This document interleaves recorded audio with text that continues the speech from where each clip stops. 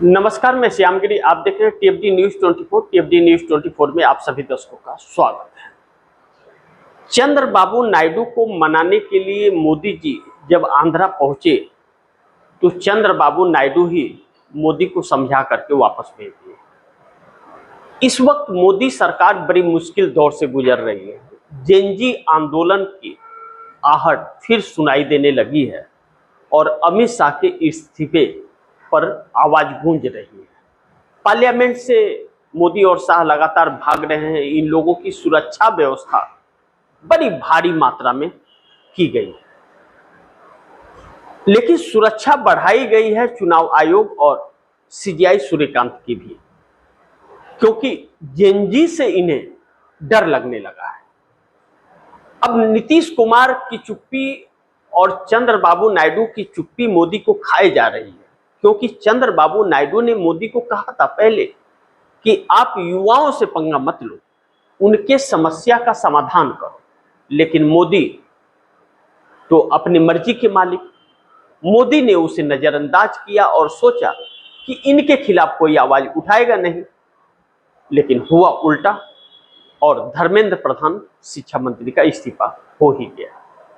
लेकिन भारतीय जनता पार्टी के अंदर मची भगदड़ ने मोदी को एक ऐसे मुकाम पर ला करके खड़ा कर दिया है कि आगे कुआं और पीछे खाई है। अमित शाह की कुर्बानी मोदी दे नहीं सकते, क्योंकि सरकार की रीढ़ की हड्डी है और उसके बगैर सरकार बच नहीं सकती। यानी कि बड़े संकट के दौर से मोदी गुजर रहे हैं। अब नितिन गडकरी, राजनाथ सिंह जैसे लोग मोदी के साथ न खड़े होकर के कहा जा रहा है कि छात्रों को सपोर्ट कर रहे हैं। वसुंधरा राज सिंधिया हो, चाहे मुरली मनोहर जोशी हो, यशवंत सिन्हा जैसे लोग छात्रों को सपोर्ट कर रहे हैं। इंडिया गठबंधन पूरी तरह से मोदी के पीछे पड़ा हुआ है।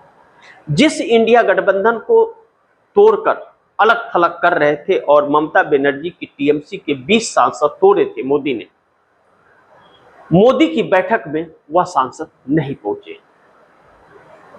मोदी की बैठक से जब 3 सांसद गायब हुए तो 17 सांसदों की सांसदी दांव पर लग गई, क्योंकि फिर 2/3 होंगे नहीं और वह उनकी सत्ता चली जाएगी। लेकिन अब सूचनाएं जो आ रही है कि 3 नहीं 17 ममता बनर्जी के साथ जाने को तैयार है।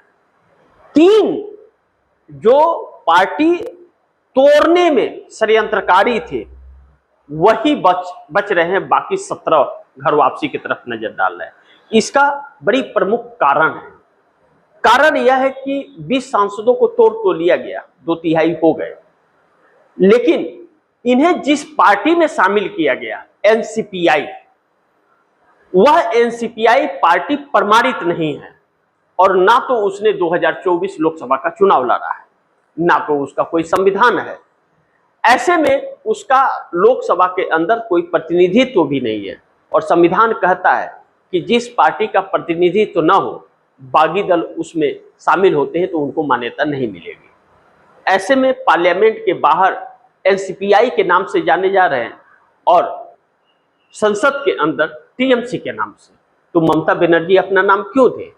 अब ऐसे में वह उनकी सदस्यता चली जाएगी। 3 साल का वक्त है अभी लोकसभा चुनाव में, 2029 में होगा, तो वह जो सांसद हैं वह वापसी की तरफ अपना कदम बढ़ा रहे हैं और ममता बनर्जी के लिए एक खुशखबरी और मोदी सरकार के लिए 20 सांसदों का झटका हो जा रहा है। ऐसे में चंद्रबाबू नायडू अगर ना करते हुए और मोदी को जो संकट से गुजर रहे हैं, सरकार बचेगी नहीं बचेगी, उसके लिए समझा बुझा करके भेज देते हैं, ना तो हाँ ना तो ना, कुछ भी नहीं करते हैं, तो मोदी के लिए वह बहुत बड़ा एक समस्या बन जाता है। नीतीश कुमार भी पूरी तरह से चुप हैं, लेकिन उनकी पार्टी के अंदर भी एक असमंजस परिस्थितियां बन रही हैं। अब नीतीश नायडू मिले हुए हैं या क्या कर रहे हैं यह तो वक्त बताएगा, लेकिन चल बहुत गहरी चाल रहे हैं नीतीश और नायडू मिलकर। लेकिन इंडिया गठबंधन अविश्वास प्रस्ताव की तरफ कदम बढ़ा रहा है और यही कदम इंडिया गठबंधन का मोदी सरकार को डरा रहा है, क्योंकि 240 सांसद भारतीय जनता पार्टी के, उसमें भगदड़ मची हुई है और असंतोष की परिस्थिति बनी हुई है मोदी और शाह को लेकर के। और इसी में जेनजी फिर से दोबारा सड़कों पर उतरने की अल्टीमेटम दे रहा है और चंदा चोरी को लेकर के फिर से मुद्दा गरमाने लगा है। लेकिन किसान भी दिल्ली आने के लिए बड़ी आतुर है, किसान और मजदूर, क्योंकि अमेरिकी ट्रेड डील से किसानों को बहुत धक्का पहुंच रहा है और नुकसान बहुत होने वाला है। अर्थव्यवस्था इसी में चरमरा रही है, मोदी परेशान है और कुर्सी जाने की कगार पर है। ऐसे में भारतीय जनता पार्टी के कुछ नेता मोदी को निपटने में लगे हुए हैं और छात्रों को अंदर ही अंदर सपोर्ट कर रहे हैं। इसीलिए नितिन गडकरी और राजनाथ सिंह पार्लियामेंट में भी जब राहुल गांधी सरकार पर आक्रामक थे, उन्होंने बचाया नहीं और ना ही एक शब्द बोला और सदन स्थगित हो गया। अब सदन आगे चलेगा नहीं चलेगा यह वक्त बताएगा, लेकिन संसद के अंदर प्रश्नकाल भी नहीं हो पा रहा है। यह दुर्भाग्य है, पहली बार ऐसा हो रहा है और बिना किसी बहस के बिल पास हो रहा है।